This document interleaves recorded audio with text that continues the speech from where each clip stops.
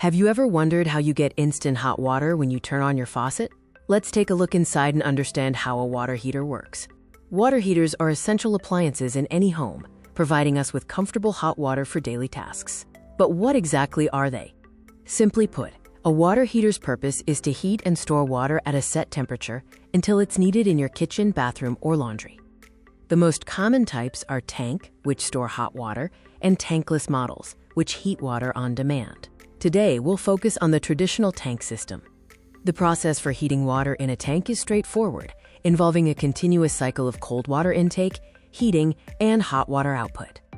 The process begins when cold water enters the tank through a pipe called the dip tube, which extends to the bottom of the tank. For electric heaters, internal heating elements turn on. In gas models, a burner at the bottom ignites to heat the water. A thermostat monitors the water temperature. When the temperature drops below the preset level, it signals the heating mechanism to turn on, ensuring consistent heat.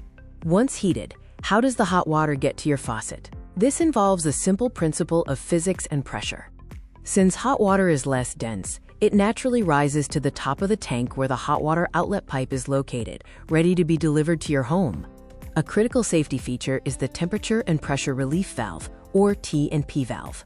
It releases water if pressure or temperature gets dangerously high, preventing a rupture.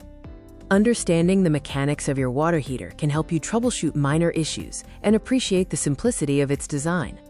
The process is continuous. As you use hot water, cold water enters, the thermostat detects the drop, and the heating elements kick in to maintain the hot water supply. Regular maintenance, such as flushing the tank and checking the T&P valve, can significantly extend your water heater's lifespan and improve efficiency.